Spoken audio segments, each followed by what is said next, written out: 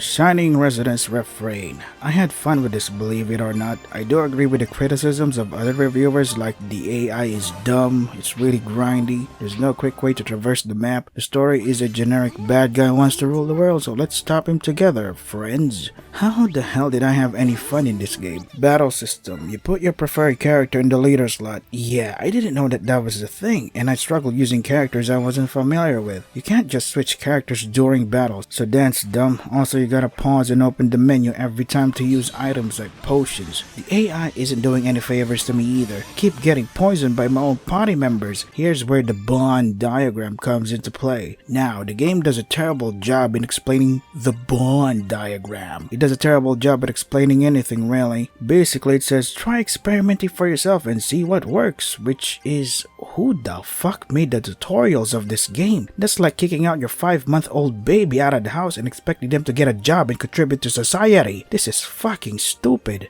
At first I used the shining mage trait because it showed hearts on the main character, which is supposed to be good, right? They're gonna have my back because of this. Well, they did it. Every battle was miserable. I keep getting poisoned, nobody heals me. I rely more on my items than AI. After experimenting again with the bond diagram, I noticed that the AI has finally become useful. Sometimes you get different kinds of traits by talking to them consistently when you see the 3-dot speech bubble icon. You see a little fun story about them, what they're like, etc. You can also invite them to see the night events. This increases bond and they may ask you out on a date, so look out for the heart icon to see wholesome, cute stuff. The best part? There's no time limit, so you can keep doing night events as long as they let you, because sometimes they won't accept your invite for other reasons like story or you haven't leveled up enough. Speaking of leveling up, the game is grindy as hell. I think it's stupid that you get stupidly strong after you beat the fucking game. Why can't I be strong now? Leveling up isn't enough. Yumi could turn into a dragon, but the downside is that your MP becomes half. You'll lose control of the dragon, kill everyone including your party members. Later on you'll finally have control of the dragon, but it's really clunky and I don't find it fun using it at all. The game's gimmick is that it wants you to use tunings. Tunings are basically auto skills. My favorite tuning for Yumi is this heroic rhythm. It automatically blocks any attack when you aren't doing anything, which is great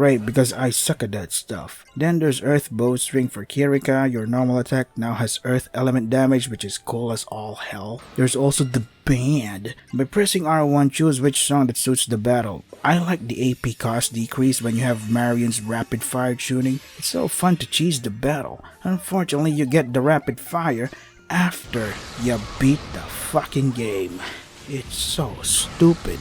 There's so many tunings to choose from. Speaking of so many things to choose from, we also have aspect. It's like a secondary skill slot. Depending on the tuning you use, it'll give you slots and it's all on you on what to put there. I recommend focusing on these aspects. Drop up increases drop rate. Steal attack will let you steal items with normal attack. Image training gives you experience points for party members that are not in battle, so you definitely need this. And Godhead increases steal rate. By using these aspects, it'll help in collecting items, which will then unlock better aspects from that alchemist dude. Oh yeah, alchemy. I love how it's just crafting. If you get a new item, expect the new aspect to get unlocked as well. In order to know where to get items, go to the innkeeper's library. But honestly, it's useless too. I couldn't find a twisted armor item, so it's better if you just look up a walkthrough for this. So stupid of the game to not have easy access to where you can get the items you need. Why do I need to go to a fucking outside source, a fucking walkthrough to find the thing that I need the most? Also, you need to complete the alchemy dude's quest because he gives you new recipes for aspects, so do that too. After doing the quest, rest at the inn so that the whole city has new repetitive quests for you. So do the night events as well to not waste time. Speaking of wasting time, I looked up on how to grind for gold and experience points, and all guides point to after beating the fucking game, which is fucking stupid. That's not what I need right now. However, I found a way to grind gold and the experience isn't bad as well.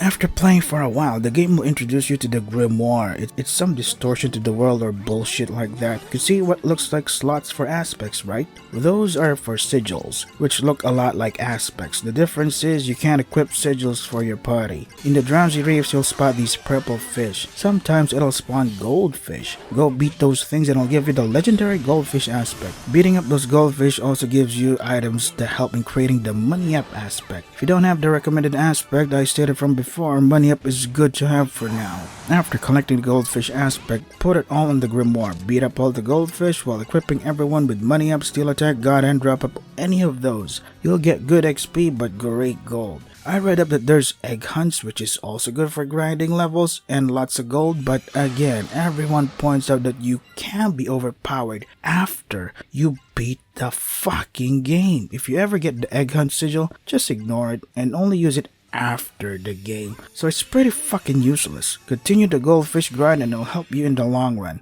Speaking of ignoring it, the story, it's an anime story. I don't mean it in a bad way. I honestly prefer this type of story more than the modern stories in video games. At least I know what I'm getting. Power up, friendship, waifus that can kick ass, and I also enjoy the character interaction more than the main story itself. Also, at least I know that it hasn't been infected by slop, cringe writing like God of War 2018. God of War 2018 is the biggest kick to the balls I've ever had the displeasure of experiencing. It's one of the reasons why I refuse to play any modern game and prefer to play indie games instead. Because this game and The Last of Us started movie games, which I fucking despise. It's all the same games just with different skin.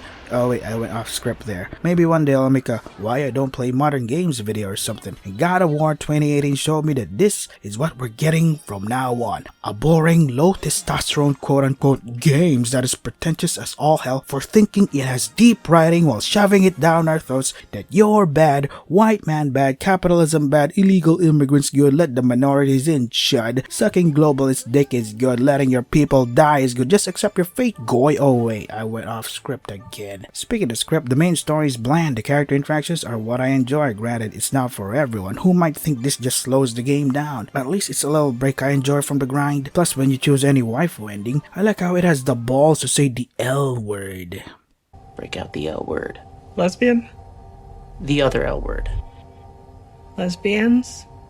Because a lot of the time, Japanese writing would never outright say it. Just let you and the audience fill in the blanks yourselves. This game, nah, let's make a family together. He's a Chad. Like that guy from Xenoblade Chronicles 2, where he canonically wifed up all 3 waifus. That fucking Adonis. There's no new game plus. So after collecting everything, you can't even play from the start and feel like a god, since the game was a pain in the ass. However, once you beat the game, you'll be loaded at the last event, and there you can do whatever you want, like face other stronger enemies, collect new items, aspects, tunings, grind at the grimoire. Oh yeah, and that hot witch now sells millionaire eggs and master eggs. Millionaire eggs give you a lot of gold when you use it in the grimoire, whereas master eggs give you a lot of experience points. This is only after you beat the fucking game. It's so stupid. When you start the game, there's original and refrain. The original is, well, how the game was intended. Refrain, it adds 2 new party members.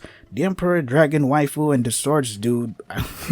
I like how Sega knew they had such a cool looking character and didn't want to go to waste. So here's Refrain mode where she's a party member and has her own route. It won't make sense at all since Dragon Wife is an antagonist, stopping our heroes while also in our party.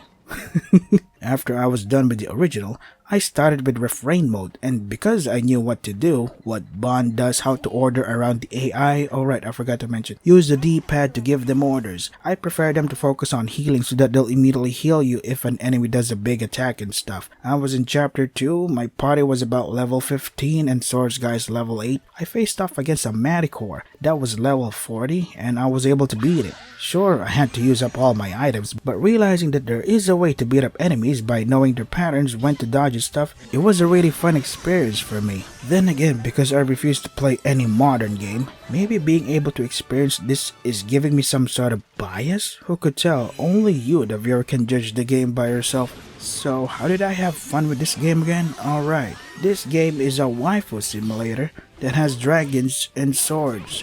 There's an audience for that. I'm one of them.